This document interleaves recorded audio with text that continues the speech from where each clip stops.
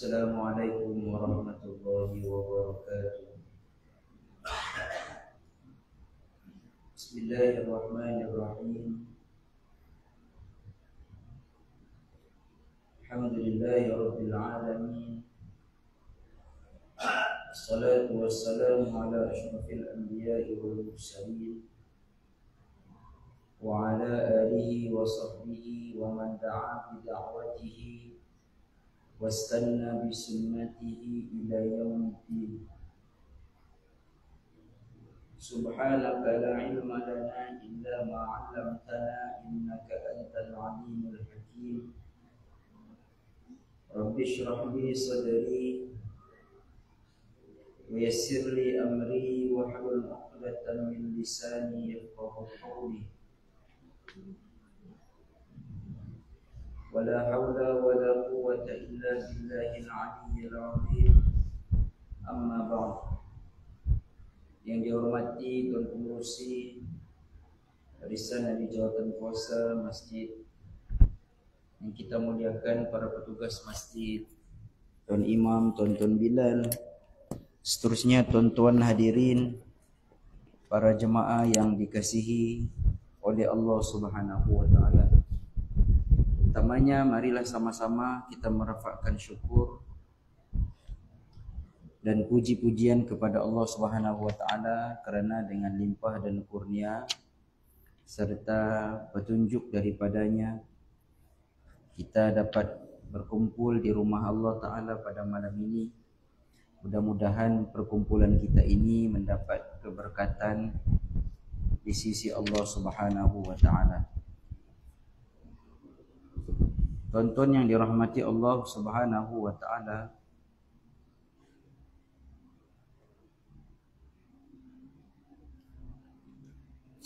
ada seorang sahabat Nabi sallallahu alaihi wasallam. Beliau ini adalah antara 10 orang sahabat Nabi yang dijamin syurga. Tapi kisah sahabat ini namanya jarang didengar, yaitu seorang sahabat Nabi yang bernama Sayyidina Sa'id ibn Zaid. Banyak orang yang saya tanya, banyak yang tidak kenal.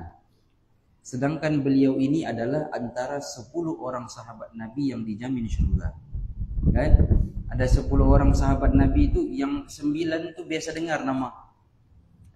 Sayyidina Abu Bakar, Sayyidina Umar, Sayyidina Utsman, Sayyidina Ali, itu biasa dengar. Sayyidina Abu Ubaidah Ibnul Jarrah biasa dengar.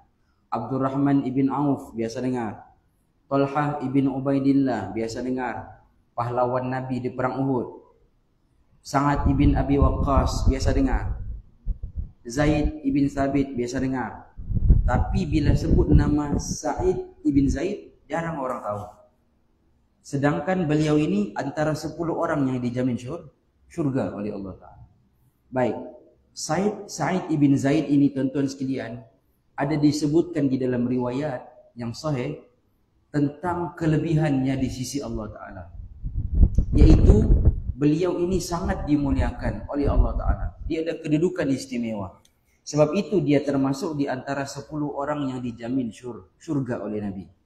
Baik, kisah Sa'id ibn Zaid ni tuan-tuan, ada satu part yang menarik, ya, yaitu beliau ini pernah difitnah, pernah diuji dalam hidup dia, dituduh dia mencuri oleh seorang wanita di zaman dia. Waktu itu dia hidup di zaman pemerintahan khalifah di bawah kerajaan Muawiyah. Waktu itu Madinah diperintah oleh seorang governor khalifah namanya Marwan ibn Hakam. Khalifah Marwan ibn Hakam. Sa'id ibn Zaid ini tuan-tuan, dia dituduh mencuri tanah oleh seorang wanita. Nama wanita itu Arwah binti Uwais namanya. Jadi Arwah ini dia pergi jumpa governor khalifah. Khalifah ni macam ketua menteri lah tuan-tuan zaman kita sekarang. Dia pergi jumpa khalifah, ketua menteri. Dia mengadu. Dia kata, tuan mesti bantu saya. Pasal ada orang pergi curi saya punya tanah. Khalifah tanya, siapa yang ambil? Dia kata, Sa'id ibn Zaid. Khalifah pun tak percaya. Pasal ini sahabat Nabi sallallahu alaihi wasallam. Dia pun terima aduan tu, dia pergi panggil Sa'id. Dia panggil. Dia pun tanya, wahai Sa'id, betulkah kau pergi ambil tanah perempuan tu? Kau pergi curi tanahnya? Tuan-tuan sekalian, Sa'id ibn Zaid ini sahabat Nabi, soleh. Orangnya imannya tak payah cakap lah. Kalau imannya tak tinggi, tidak kuat, tidaklah dia dijamin 10 orang masuk syurga. Level perjuangan dia dengan Nabi itu tak payah cerita lah. Kan? Kedudukan dia dekat dengan Nabi itu tak payah cerita. Semua ada pada diri Sa'id.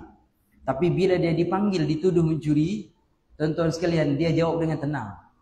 Dia kata, wahai Amirul Mukminin, wahai Khalifah, adakah tuan percaya saya ini mencuri? Sedangkan saya ini pernah mendengar Nabi SAW menyebutkan dalam hadis, barang siapa yang mengambil seinci tanah orang lain, maka Allah akan membelenggu orang itu dengan 7 lapisan bumi pada hari kiamat. Dia kata, saya yang dengar hadis itu dari Nabi, takkan saya boleh mencuri. Dia kata begitulah. Tapi dia tidak melenting. Dia jawab dengan penuh hikmah. Tapi walaupun begitu, siasatan dijalankan, dia pun, tuan-tuan sekalian, akhirnya dia berdoa. Disebut dalam riwayat, Sa'id ini dia juga sedih sebab dia dituduh, sedangkan dia tidak buat. Akhirnya dia pun berdoa kepada Allah Ta'ala. Dia kata, Allahumma in kana kadzibatan fa'ammu basariha waqtulha fi ardiha. Dia doa, wahai Allah, kalau perempuan ni menipu, tunjukkan kebenaran, butakan mata dia dan matikan dia di tempat tinggal dia sendiri. Doa. Yang doa ni sahabat Nabi 10 orang dijamin syurga. Tuan-tuan sekalian, mana tidak dimakbulkan Allah Ta'ala. Akhirnya tuan-tuan sekalian, tak lama selepas itu perempuan itu jatuh sakit, buta mata dia. Allah hilangkan terus penglihatan dia, buta mata dia, dan dia akhirnya mati di tempat tanah rumahnya sendiri. Ada riwayat yang menyebutkan dia terjatuh dalam telaga, yang telaga itu dalam kawasan tanah rumah dia sendiri. Dan sebelum dia jatuh mati dalam telaga itu, dia sempat berkata, saya telah terkena doanya Sa'id ibn Zaid. Asabatni da'watu Sa'id, dia kata. Habislah aku sudah terkena doa Sa'id ibn Zaid. Tuan-tuan sekalian, pengajaran kisah ni, satu cerita tentang kemuliaan sahabat Nabi ini. Itu yang pertama, yang jarang didengar.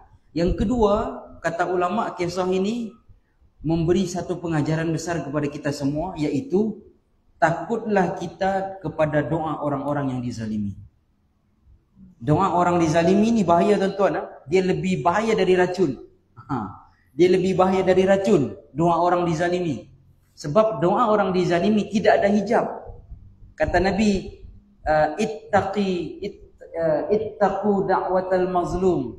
Takutlah kamu kepada doa orang-orang yang dizalimi, kerana doa mereka dengan Allah tidak ada perantaraan, tidak ada hijab, tidak ada ditapis. Kalau kita yang doa ditapis, macam penapis kowe tu kan, air tu, kalau tidak lepas, tidak lepaslah doa kita. Itu doa kita. Tapi kalau orang dizalimi, doanya tidak ada tapisan, terus Allah makbul. Bahkan kata ulama, kata Al-Imam An-Nawawi rahimahullah ta'ala, doa orang kafir pun Allah makbulkan kalau dizalimi. Tuan-tuan bayang, takut. Sebab itu pengajaran besar ni, jangan menzalimi orang. Sebab orang tu kalau dia doa, dia betul-betul dizalimi, dia doa, mustajab doa, makbul. Hatta kalau orang tu orang bukan Islam sekalipun, Allah terima doa dia. Jadi jangan ambil hak orang, jangan zalimi orang, jangan sakiti orang, tuan-tuan sekalian. Ya, kalau dia tadah tangan berdoa, takut tuan-tuan sekalian, jangan. Ya. Sa'id ibn Zaid, sudahlah dia sahabat Nabi, 10 dijamin syurga. Dia sedang dalam keadaan dizalimi, dia berdoa, Allah terima doanya.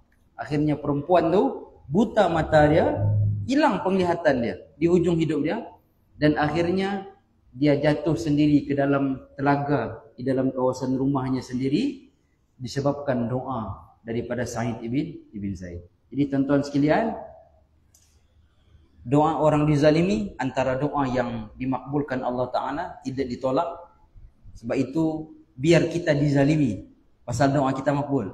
Jangan kita menzalimi orang. Ya, kalau orang zalimi kita, tuan-tuan banyak berdoa waktu itu. Jangan balas, diam, doa. Waktu tu doa kita makbul. Jangan pula kita zalimi orang. Doa orang yang kita zalimi itu makbul pula pada ketika itu. Kalau dia doa untuk diri dia, tidak apa. Kalau dia doa kecelakaan kita, mati kita. Ya. Tapi tuan-tuan sekalian, janganlah pula orang buat zalim sikit, tuan-tuan doa yang melebihi sangat. Itu bahaya juga. Ya. Kata Imam Al-Ghazali, itu takut perbuatan zalim pula. Saya pernah sebut dengan tuan-tuan dulu kan. Kalau kita mendoakan orang buat jahat sama kita, boleh. Dalam Islam hukumnya boleh. Contoh orang buat jahat dengan kita doakan untuk dia kejahatan, boleh. Tapi kata ulama, biarlah doa itu doa yang setimpal dengan perbuatan orang tersebut. Dan kita diajarkan oleh para ulama bagaimana untuk mendoakan orang yang buat zalim dengan kita. Okay? Yang pertama, paling afdal, ni level level orang-orang beriman, orang-orang bertakwa. Paling afdal bila orang buat jahat dengan kita, kita doakan kebaikan untuk dia. Paling afdal. Ya Allah, ampuni dosa dia. Beri petunjuk kepada dia. Bimbing dia ya Allah. Tunjukkanlah kepada dia jalan yang betul. Itu paling baik. Itu paling baik. Nombor 2, kalau tidak boleh doakan kebaikan untuk dia, boleh doakan keburukan untuk dia. Boleh dalam Islam. Tapi ada tapi dia. Adabnya kalau berdoa, lafaznya kita minta biar Allah yang membalas setimpal dengan apa yang dia buat. Contohlah orang buat jahat dengan kita kan, dia pergi sengaja kacau rumah kita ke contoh. Kita doa ya Allah, Engkau lebih mengetahui, maka Engkau balaslah yang layak untuk dia perbuatannya. Itu lebih baik. Okey? Jangan tuan-tuan doa keburukan untuk dia, keburukan yang melampau. Okey? Contoh, orang tu buat jahat sikit ya, dia curi kita punya selipar pergi masjid, selipar tandas harga RM2. Selipar Jepun harga RM2 tu dicuri selipar kita. Tapi kita pergi doa sampai dia kena mati, langgar lori, langgar lembu dan sebagainya. Itu melampau. Kata Imam Al-Ghazali, takut-takut kita pula jadi orang yang zalim. Sebab doa kita makbul. Kalau Allah makbulkan doa kita, maksudnya kita sedang melakukan kezaliman juga. Pasal orang tu buat silap sikit ya, itu pun sebenarnya dia terpakai, tidak tahan sudah pergi tandas. Contohlah kan, dia pun time tu kelengkabut mau pulang rumah, dipikirnya selipar masjid. Pasal selipar masjid kan biasanya selipar Jepun tu. Kan, kita pula pergi gunting selipar kita tu, betul-betul sebiji macam selipar masjid. Jadi orang tu rupanya tersalah ambil. Dia pikir selipar masjid. Dia pun pakai kelengkabut pulang rumah, pergi tandas. Kita pula doa, ya Allah, mudah-mudahan yang ambil selipar aku tadi tu, mudah-mudahan patah kaki dilanggar lori contoh. Jangan tuan-tuan. Itu takut-takut kita pula jadi orang yang zalim dengan orang tersebut. Pasal doa kita makbul, kita doa pula yang melampau. Jadi yang paling baik, bila kita doa supaya orang itu diberikan pengajaran, sebaiknya kita doa, biarlah Allah yang maha bijaksana mengetahui apa dia balasan yang setimpal dengan perbuatan orang. Itu lebih baik. Tuan-tuan faham? Itu kadang-kadang kita ni kan bila diuji, emosi tu melampaui segala-gala, itu yang jadi masalah tu kan. Tuan-tuan tengok baru-baru ini video viral ya. Ni saya selalu pesan dengan orang-orang di sekeliling. Isteri saya pun saya pesan ya. Yang viral baru-baru ni, kisah suami dia curang jumpa dengan perempuan lain di klinik tu kan. Tuan-tuan tengok, kemarin isteri dia tu buat kenyataan terbuka, dia minta maaf. Dia kata apa? Dia kata saya terlanjur buat sebar benda yang mengaibkan rumah tangga saya sendiri. Itu suami dia. Ialah perbuatan suami dia tu memang salah. Betul kan? Tapi walaupun suami itu salah, tidaklah menghalalkan isteri itu boleh buat macam-macam. Tuan-tuan faham ke itu maksudnya? Kalaupun suami itu contoh ada kekurangan, bukanlah itu jadi tiket halal isteri itu pun boleh curang, isteri itu boleh sebar fitnah, sebar aib. Tak boleh tuan-tuan. Ini penting ilmu tuan-tuan. Ilmu yang kedua, sabar. Jangan terus emosi. Pasal kalau kita terus ikut emosi kita, kita akan terikut dengan bisikan-bisikan jahat syaitan, iblis. Tuan-tuan sekalian. Tuan-tuan tengok ke tidak video tu? Tapi tuan-tuan mana layan Facebook, tuan-tuan layan ceramahnya. Kan ada video viral tu kan, yang suami dia kedapatan di klinik itu kan, yang dia pergi tampar suami dia. Tu kadang-kadang saya pun pesan juga dengan orang rumah saya.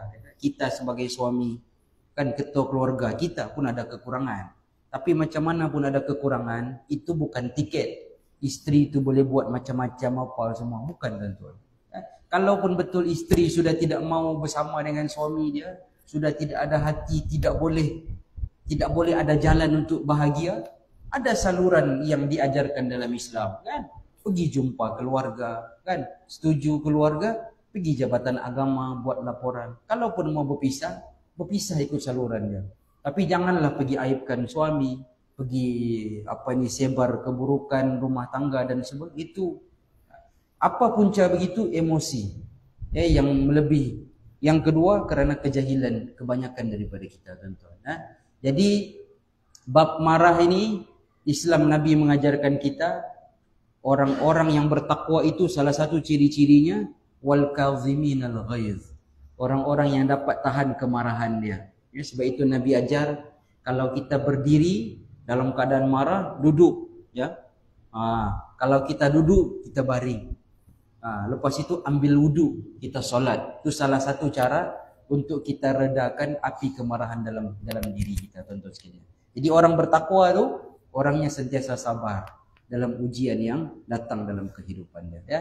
Jadi hati-hati dengan perbuatan zalim, jangan sampai kita menzalimi orang lain, kerana zalim itu antara perbuatan yang diharamkan dalam agama kita, ya. Kata Allah, ya ibadi inni haramtu zulma ala nafsi fala tazalamu. Kata Nabi, wahai hambaku, aku telah mengharamkan kezaliman kepada diri aku. Maksudnya kata Allah, aku sendiri pun tak boleh buat zalim. Maka sesama kamu jangan sekali-kali melakukan kezaliman. Baik, tuan-tuan dirahmati Allah Subhanahu wa taala. Malam ni kita sambung 4 orang penghulu wanita di dalam syurga. Minggu lepas kita berhenti baru 1 orang, ya. Sayyidatina Khadijah, isteri Nabi. Betul kan? Jadi malam ni kita sambung, ada 3 lagi baki wanita yang hebat, wanita yang mulia, yang merupakan penghulu wati, penghulu wanita di dalam syurganya Allah Subhanahu wa taala. Penghulu ni, penghulu dan penghulu wanita ni, fungsi mereka apa? Mereka ni ketua. Orang yang berada di barisan hadapan. Itu maksudnya, ya. Kenapa mereka diangkat jadi ketua? Sebab kelebihan dan kedudukan mereka. Kita cerita sudah minggu lepas kedudukan Sayyidatina Khadijah, isteri Nabi. Kita sudah cerita, ya. Baik. Yang kedua disebut dalam kitab kita ni, penghulu wanita di dalam syurga, iaitu Ummul Mukminin Aisyah radhiyallahu taala anha. Yang kedua adalah isteri Nabi SAW yang lain, iaitu Sayyidatina Aisyah radhiyallahu taala anha wa ardhaha. Baik. Berdasarkan hadis Nabi SAW, kata Nabi, kamu la minar rijali katsir. Kata Nabi, lelaki yang hebat, yang sempurna ramai. Kata Nabi, ya, kamu la minar rijali katsir. Kata Nabi, lelaki-lelaki yang sempurna itu ramai. Ramai, tuan-tuan lah, yang hebat. Kita sebut tadi 10 orang sahabat Nabi yang dijamin syurga, kan? Kemudian ada lagi lelaki-lelaki yang walaupun tidak dijamin 10 orang antara masuk syurga tu, tapi tuan-tuan kena ingat, ya, dalam sirah ada ramai lagi sahabat-sahabat Nabi yang dijamin syurga walaupun mereka tidak termasuk 10 orang tu. Antaranya siapa dia? Tuan-tuan pernah dengar kisah apa ini? Bai'atul Ridwan, pernah dengar? Bai'ah Ridwan yang berlaku pada tahun ke-6 Hijrah, pernah dengar? Pada tahun ke-7 Hijrah, ya.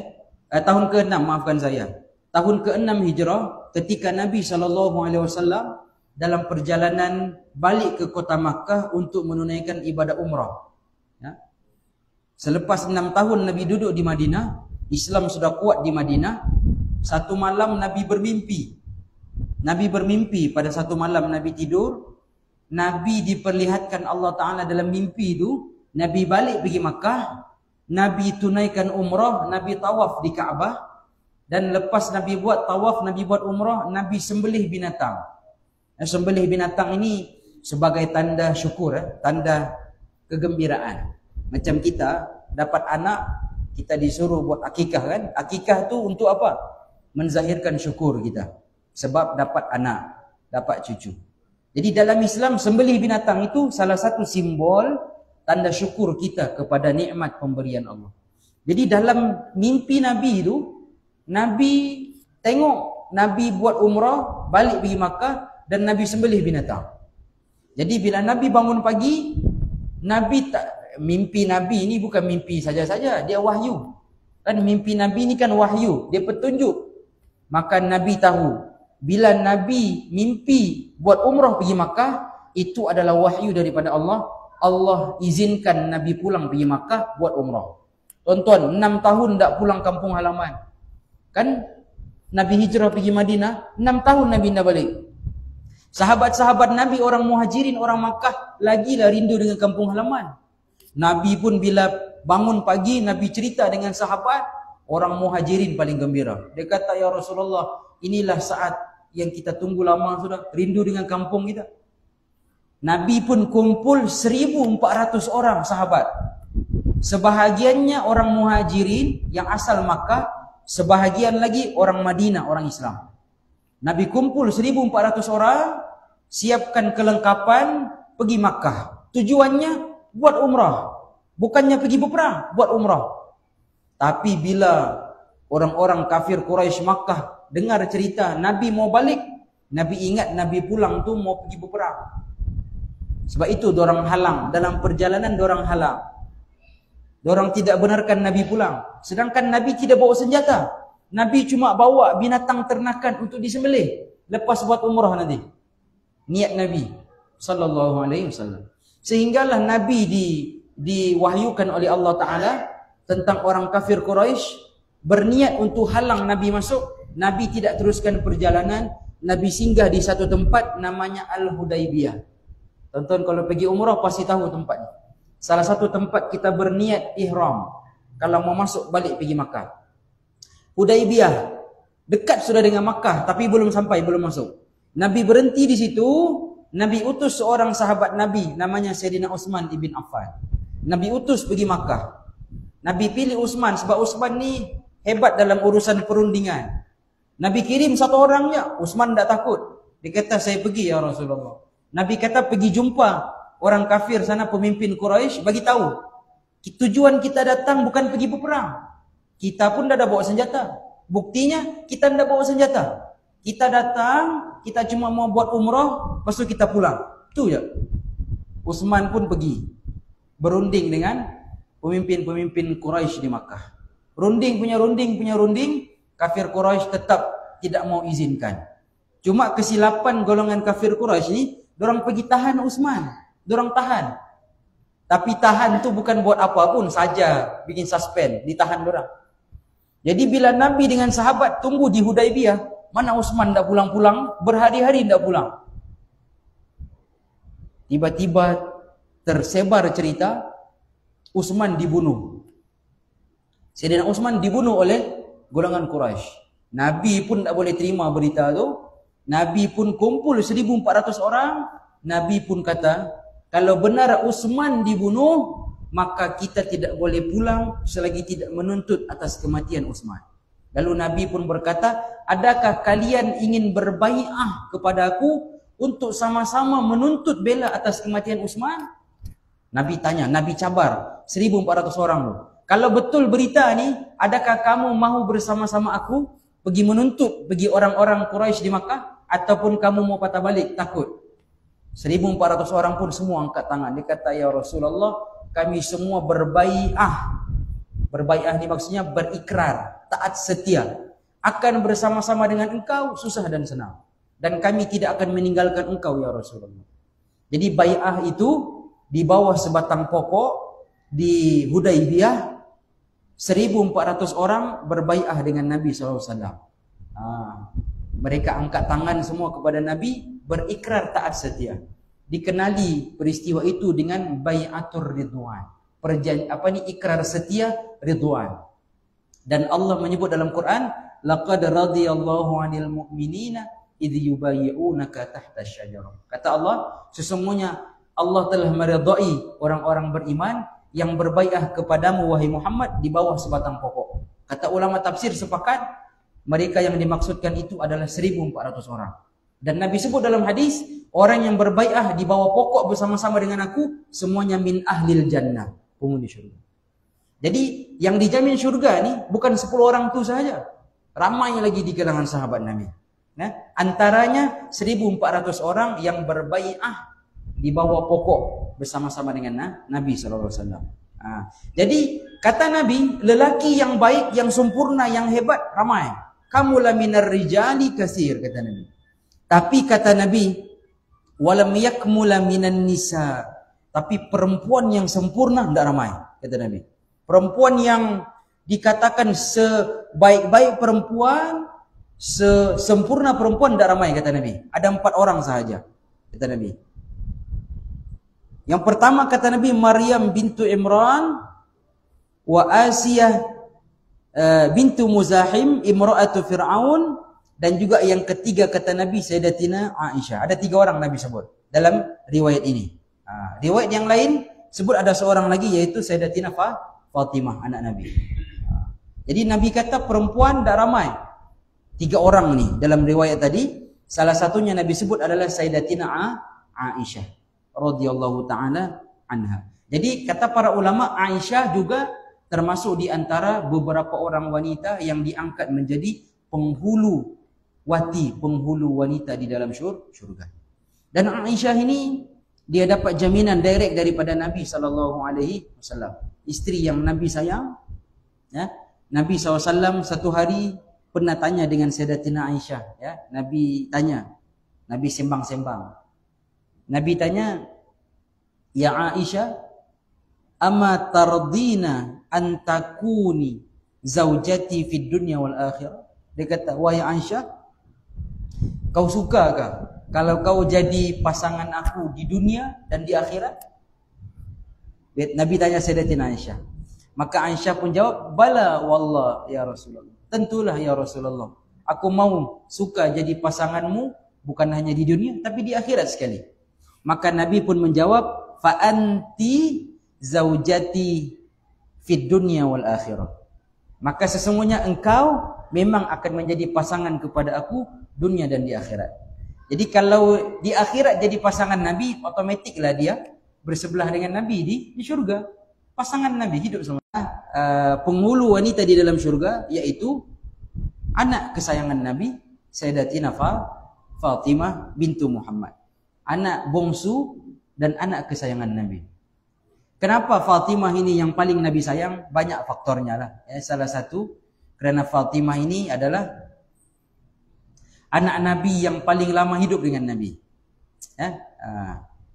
Anak-anak Nabi yang lain, majoritinya meninggal di usia yang kecil. Ada yang meninggal umur 2 tahun, ada yang meninggal umur belasan bulan. Tapi Fatimah, dia hidup sampailah Nabi wafat. Dia masih hidup. Dan dia wafat 6 bulan selepas Nabi wafat, baru dia wafat. Dan Fatimah ini umur pun tak panjang. Dia wafat umur 28 tahun, muda lagi. Fatimah ni dia wafat, meninggal umur 28. 6 bulan selepas Nabi wafat, dia meninggal. Tapi dia satu-satunya anak Nabi yang umurnya panjang sedikit. Lepas dia menyaksikan Nabi wafat, dan lepas Nabi wafat dia hidup lagi 6 bulan baru dia wafat. Fatimah. Jadi dia lama hidup dengan Nabi. Jadi Nabi lama, dia membesar lama dengan Nabi. Sebab itu perhatian Nabi dan kasih sayang Nabi itu lebih tertumpah kepada Fatimah. Kemudian Fatimah juga, kata ulama, faktor Nabi lebih menyayangi dia kerana Nabi dapat cucu daripada Fatimah. Nabi ada 2 orang cucu yang terkenal, Sayyidina Al-Hasan dan Sayyidina Al-Husain. Cucu Nabi, anak Sayyidina Ali. Dua-dua itu dapat daripada Fatimah. Jadi tidak heranlah Nabi lebih akrab, lebih sayang kepada Fatimah. Fatimah dapat kedudukan istimewa di sisi Nabi, sampai Nabi SAW pernah menyebutkan dalam satu hadis, riwayat Imam Abu Dawud kalau saya tak silap. Kata Nabi, menyakiti Fatimah seperti menyakiti aku. Sebab itu jangan mengutuk Sayyidatina Fatimah, kerana menyakiti Fatimah, kata Nabi, seperti kamu menyakiti aku. Bukan kamu kutuk Fatimah, kamu kutuk aku. Kata Nabi sallallahu alaihi wasallam. Baik, dan Fatimah ada satu lagi kelebihannya yang luar biasa, yang disebutkan juga di dalam hadis yang sahih, yaitu tentang kisah Jibril alaihi salam juga pernah diturunkan ke bumi pada satu malam untuk menyampaikan salam kepada Fatimah dan juga menyampaikan berita gembira tentang Fatimah adalah salah seorang daripada penghulu wanita di dalam syurga. Sama macam kisah ibu dia Sayyidatina Khadijah yang kita cerita minggu lepas. Khadijah pun pernah Jibril alaihi salam turun ke bumi jumpa Nabi, bagi tahu Khadijah penghulu di dalam syurga, penghulu wanita. Jadi berlaku situasi yang sama.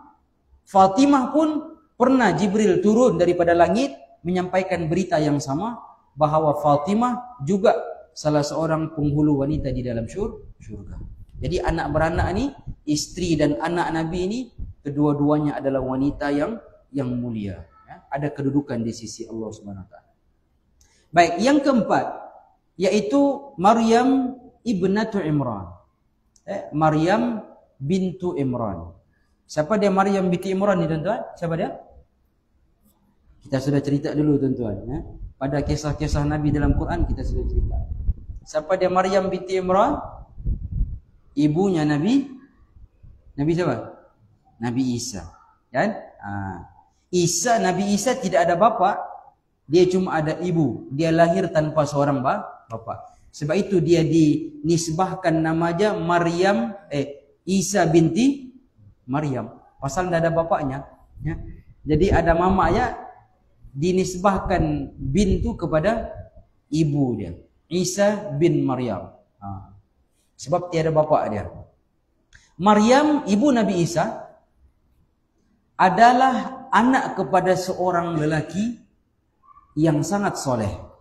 Namanya Imran. Imran ini adalah datuk kepada Nabi Isa.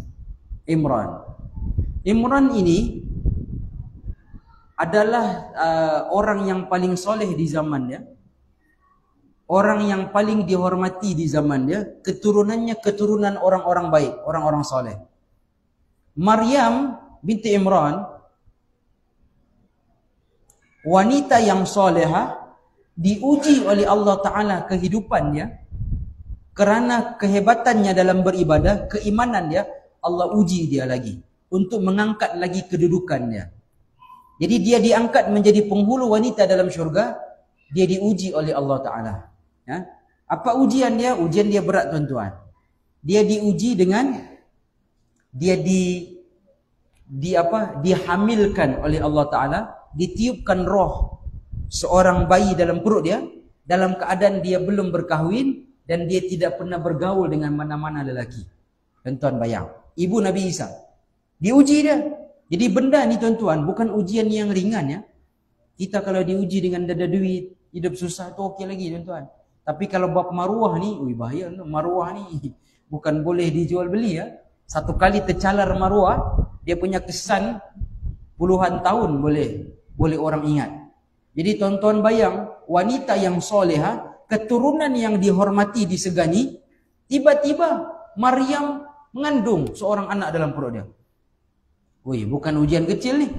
Sebab itu dalam Quran Allah Ta'ala menyebutkan Maryam ni, dia akhirnya bukan tidak menerima takdir Allah, ujian Allah, tapi dia mau jaga nasab keturunan dia yang mulia.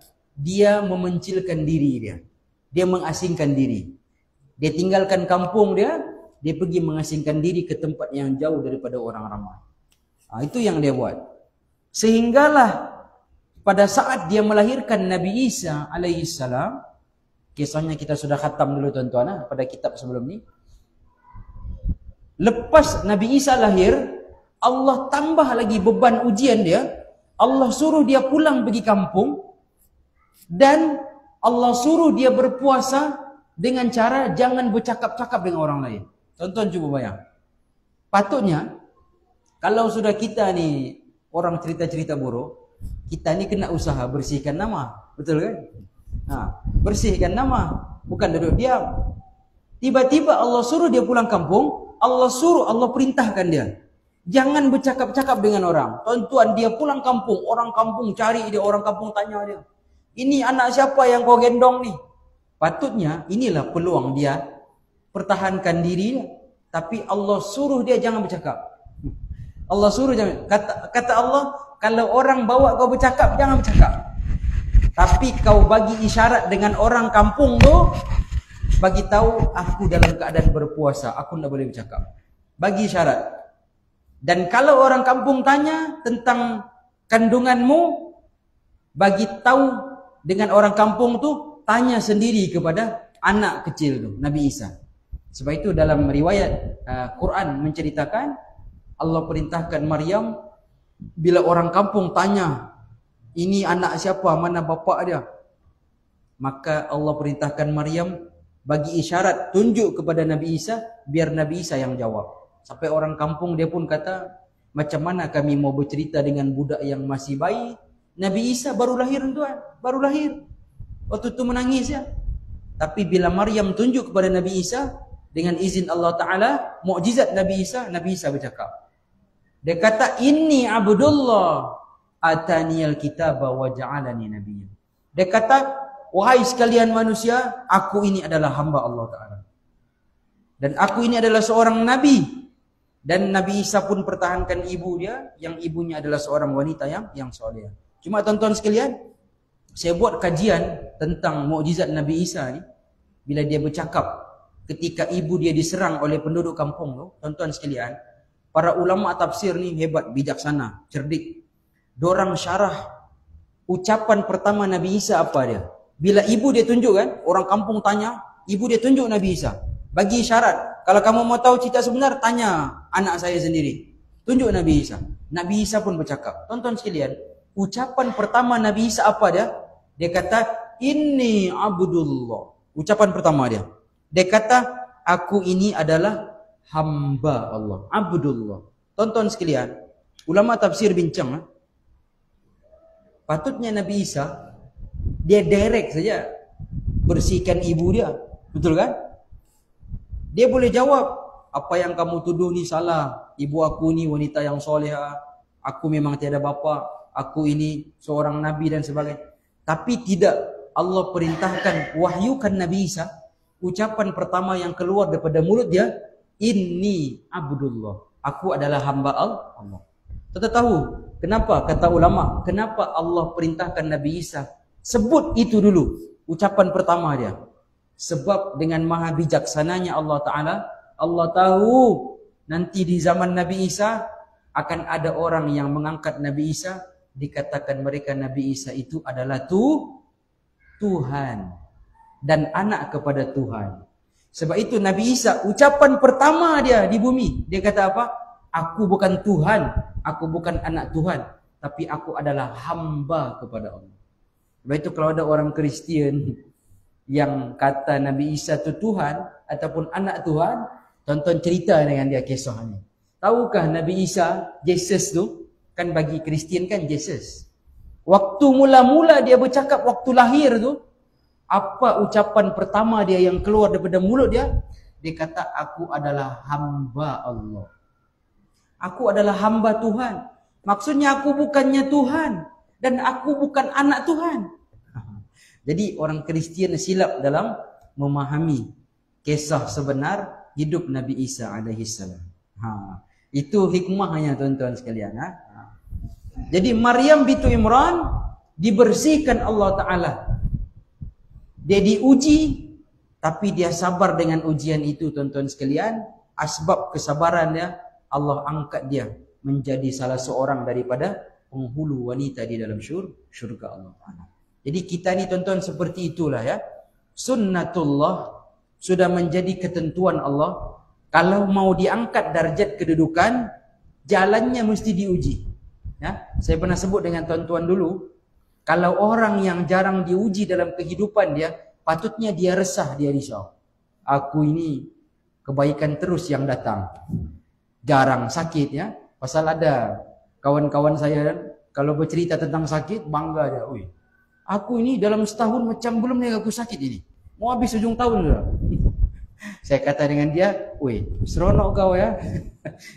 Kalau kurang diuji ini, itu bahaya itu ya. Banyak diuji itu bagus. Pasal itu tanda Allah sayang. Itu tanda Allah angkat darjat. Jadi kalau jarang diuji, itu patutnya kita risau itu tuan-tuan sekalian. Patutnya kita risau. Jadi Maryam bintu Imran, sebelum diangkat darjatnya menjadi penghulu wanita dalam syurga, dia kena ujian yang berat dulu. Kena ujian berat dulu tuan-tuan sekalian. Ya. Baik, masa waktu sudah tuan-tuan. Ada lagi seorang wanita yang terakhir, yang kelima. InsyaAllah pada minggu hadapan. Okay. Itu pun kisahnya menarik juga. Itu lagi dahsyat. Suami kafir, tapi isteri penghulu di dalam syurga. Suami kafir, suami, mana ada isteri tidak sayang suami, tuan-tuan? Suaminya kafir, neraka jahanam, isteri penghulu wanita dalam syurga. Siapa dia? Minggu depan kita tengok. InsyaAllah. Yang baik itu daripada Allah, yang kurang daripada kekurangan dan kelemahan saya mohon ampun dan maaf.